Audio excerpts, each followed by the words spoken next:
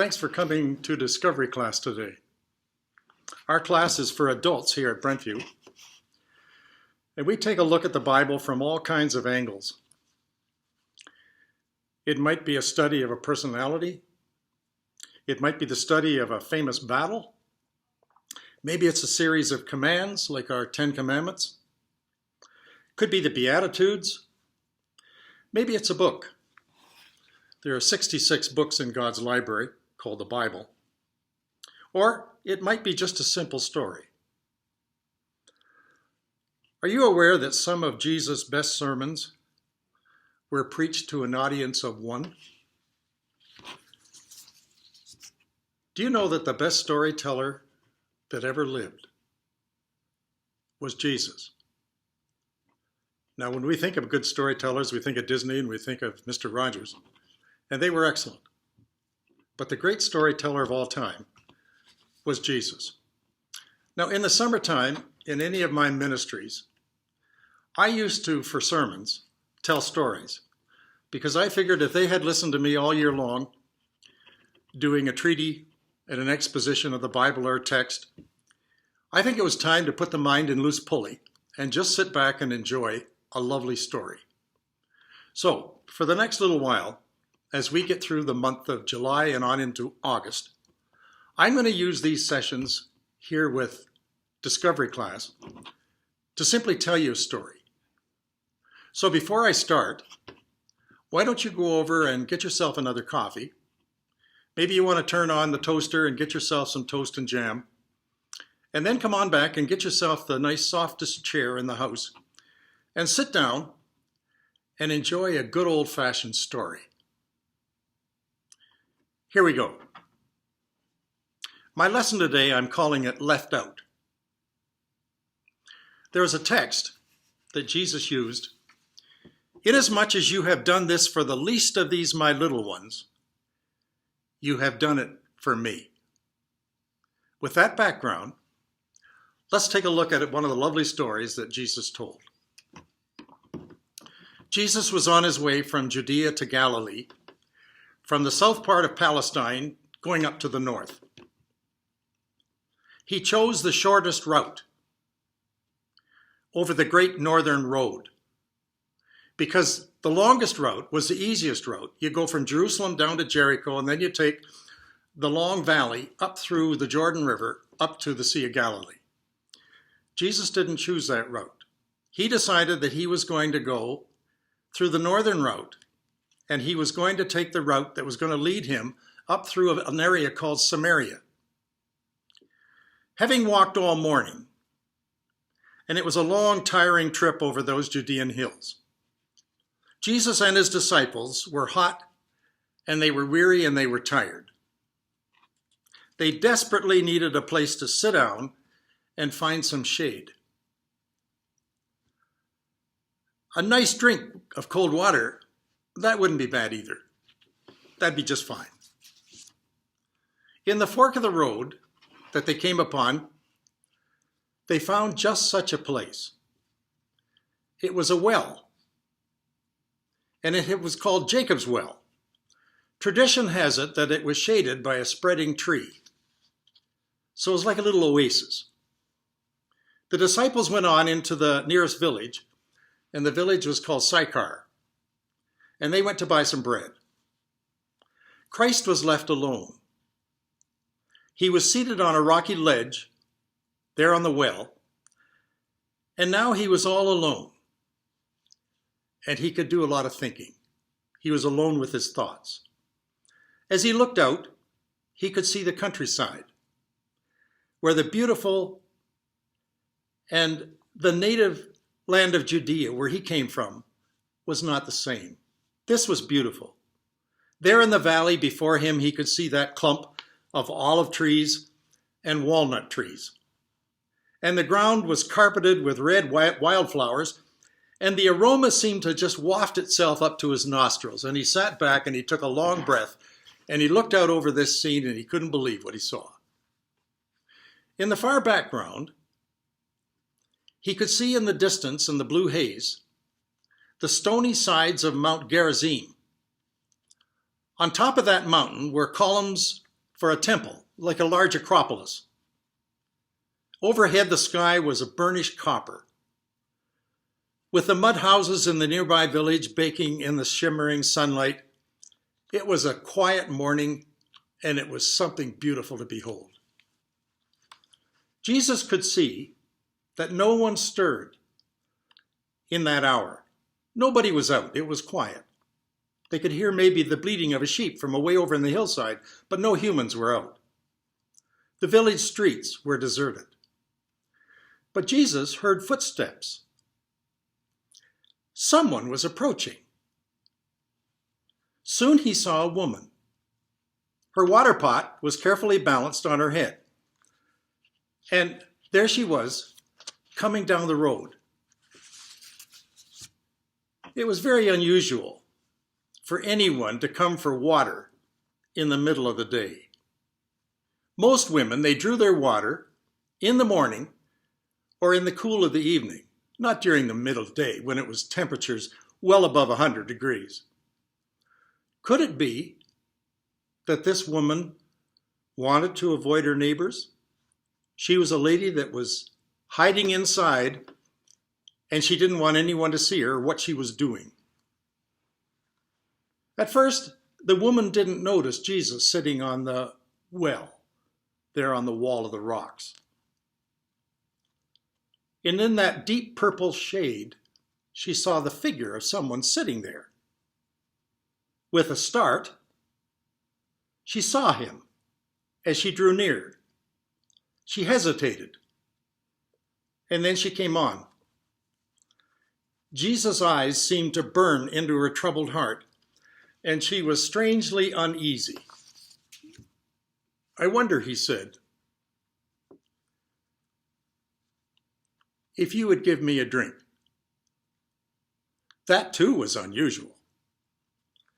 He was a Jew. She was a Samaritan. He was a man. She was a woman. This was all very strange and very unconventional, I might say. She expressed her surprise. "You, a Jew, ask a drink of me, a Samaritan woman?" Now, in order to understand the woman's surprise, you must remember that there had been a bitter and violent enmity between the Jews and the Samaritans, and it went back a long, long ways. As a matter of fact, it went back over 700 years. Over a period of many years, discontented Jews would become revolutionaries. We would call them today protesters. They were the rock throwers. They were the window breakers, the looters. And they fled from their tribe and they found sanctuary in Samaria. And they did this over a long period of time. So you could almost call the Samaritans the looters of the ancient world. Now, and that's almost like North and South Korea, right? Now, the worst insult that Jesus' enemies could hurl at him was, "You're a Samaritan and you are filled with the devil." Those are the two expressions for a put down that you could do to insult someone, and it couldn't be any deeper. Now, just as a little aside from this story, when Jesus wanted to illustrate real compassion, which could overcome racial and national prejudices of his time, do you remember he told the story of the Good Samaritan? Do you remember that story? A Jewish man went down from Jerusalem to Jericho, and he fell among thieves. That story. And do you remember that when this man had been taken down by these thieves, they left him half dead. And then along comes this strange paramedic. And he was a Samaritan, the one that Jesus had been talking about. And what does he do? He comes over and he takes this young man and he gives him first aid, puts him on his donkey, takes him over to the hospital, gets him a room, gets the very best attention he could get from the doctors, and he gets the best care. And then he says to the lady at the desk, whatever this costs, I will pay it in full. I'll be back in a few days, and I'm going to pick him up and see that he gets safely home. But whatever the bill is, give it to me. Here's my credit card. I'll see that it's fully paid. Now that's the story that Jesus tells about the Samaritan. Well, over a period of many years, discontented Jews became these revolutionaries, and they fled. And the worst insult is what I told you, that you're really a Samaritan? Well, then you must be part of the devil. Just as an aside, when you hear the story, you understand what the woman is saying to this man, Jesus. To understand the woman's surprise, you need to understand the etiquette of Christ's day. What was it like back in that day to be a man, be a woman, be a Jew, be a non-Jew? As an Orthodox Jew, you were not permitted to speak to a woman in public. That was their rule. It was a place where even your own wife or one of your own relatives, if you ran into them and you were a Jewish man, you could not speak to them in public. Now, do you see where this story now begins to take an altogether different twist? No wonder the woman at the well was surprised when Jesus spoke to her so openly in such a friendly fashion. You, a Jew, ask for a drink from me, a Samaritan woman. That was a very honest statement. And Jesus answered, if you only knew about the free gift that God longs to give you, and what it is that he's asking for, a drink. If you had asked me instead, I would have given you living water. What a strange man, the woman thought. Before that look in his eyes, she suddenly felt ashamed. Lowering her gaze, the woman tried to brush aside her embarrassment with a little note of sarcasm. Well, the well is deep. You haven't a thing to draw with. Tell me, how on earth could you give me water? Have you some magic power? Are you greater than our father Jacob who dug this well? She said. Now watch what happens next. Jesus forgets his own thirst, and he begins to probe the woman's real problem. Always remember, individuals were and still are important in Jesus' life. That's very important to him. I heard about your wonderful water that this Jacob's well delivers, said Jesus. I heard that it's light, it's very cool, it's full of taste, it has purity, and it has wonderful flavor. But I know even more wonderful water. Whoever drinks from this well, drinks water from this well, will be thirsty. Pointing to the well. And then again he says, whoever drinks of the water that I'm going to give him, he will never thirst again. Watch how the woman responds to that. She pulls a wisecrack. Carrying water to and from this well is no fun, she said. I'd like to have this water of yours so that I would never have to come here again to the well at noontime with this bottle on my head to bring home that heavy load. But with that, she could not evade the penetrating eyes of Jesus and throw off his glance. In fact, she blushed suddenly when Jesus said, "Go call your husband and bring him back to the well with you." Her voice was almost inaudible as she said, "I have no husband." Jesus paused, and then he said, "You're right. You don't have a husband. You've had 5 husbands. And the man you're living with now is not your husband. You're shacking up with him." The lady was exposed, and she was cut to the quick. In her confusion, she tried to change the subject. She said, "Well, I guess you're a prophet, are you? I don't want to be selfish. Let's not talk about me. Let's talk about worship." She changes the subject. "We Samaritans, we worship here in that mountain up there. And you Jews, you worship down there in Jerusalem." Jesus quietly but firmly answered her question with these wise words. He tells her what worship is. He says to her, "God is spirit.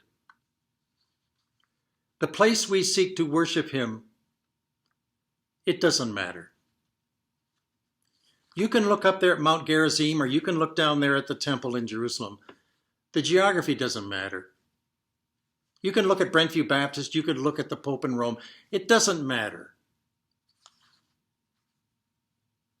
Real worship is worshiping the Father in spirit, and you're worshiping in reality. A communion of spirit with spirit. He with me with him. It can be anywhere. You can worship him in the shower. You could be worshiping him behind the steering wheel. You can worship him behind the lawnmower. You can worship him riding on the LRT. I believe in our story here, there was a long moment of silence. No one talked. The woman didn't talk. Jesus didn't talk. And the woman looked right into Christ's eyes. She said to him, "I don't understand how you could know about my husbands. No one on this earth have I ever told that knows that I've had 5 husbands. The only one that could know all about that would be the Messiah. The one that you Jews are waiting for and the one that us Samaritans are waiting for, who's going to come. But he hasn't come. But I do know this. The only one that could know that I've been married 5 times would have to be the Messiah." Jesus said to her, "The one that's speaking to you is he. I am the Messiah." At that crucial moment, the disciples arrived back at the well. They came back from the little village of Sychar buying bread. They were surprised to find their master talking to a woman, especially a woman with the most unsavory reputation in the whole village. But they made no comment, and they asked no questions. The woman, forgetting her water pot, sitting there on the edge of the well, took off, and she ran as fast as her legs could carry her back to the village. Suddenly, she saw her whole life pass right in front of her. The color came back on her face. She had that $1,000,000 smile again that she hadn't shown anyone for years. The sun on her face was a golden shower. The earth beneath her feet saw that her steps were warm and they were laughing. And she was giggling as she ran down the road towards the village. She wanted to sing. She wanted to shout. What did she care about the gossip going around in the town? What did she care about the people that would think of her evil? She burst into the home of her neighbor, and she spilled out her entire encounter in a wild torrent of words of what had just happened out there at the well. Bubbling, excitedly, giddy, her eyes shining, her cheeks flushed, her whole countenance radiating with a brand new light. She roused the villagers from their noontime siestas, because in the heat of the day, when it was 100 degrees, they all went inside, shut the door, and in the cool of the day, they had their rest. Some of them stood at the doorway of their house when they heard her talking, shading their eyes, looking in the direction of the well. While others, more curious, they hurried after the woman back to the well to see this Messiah for themselves that she had been talking about. Jesus, seeing them coming down the road in their white robes, said to his disciples, "Take a look at them. The fields around here are already whitened for the harvest. You and I are going to do some harvesting now for eternal life, right here in this village." The text says in John 4, where this story is found, that he stayed for 2 more days. And the scripture says many believed and followed him because of the testimony of this woman. In conclusion, can I show you a picture? I have a picture in my basement on the wall, painted by a man by the name of Bill Brownridge. Bill comes from Saskatchewan. He paints in oil. And his paintings are always about children playing outside. I don't think any of his paintings have made it to the National Gallery down in Ottawa. But I find his paintings very revealing. And I like Bill because he and I were on a board many years ago of the Schizophrenia Society of Alberta. And we had something in common. Both our sons suffered a grave illness. And he painted this painting as a donation for a door prize for one of our fundraisers back in that era. And I'm going to pick it up now and show it to you. And I hope you can see it carefully, because what he painted was a style called pointillism. And what that is, he took his paint and he would paint by little dots and little strokes. And out of those dots and strokes, he could do people, he could do scenery, he could do trees, he could do sky, he could do water, he could do all kinds of things. And they were very, very well done. And when I show you the painting and what the painting means, it'll sort of be a conclusion to what I've been saying here in my study of Jesus' storytelling. I'll try and find it. It's right here beside the piano.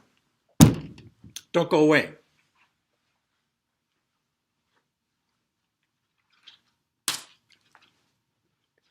There we are. Can you see it all right?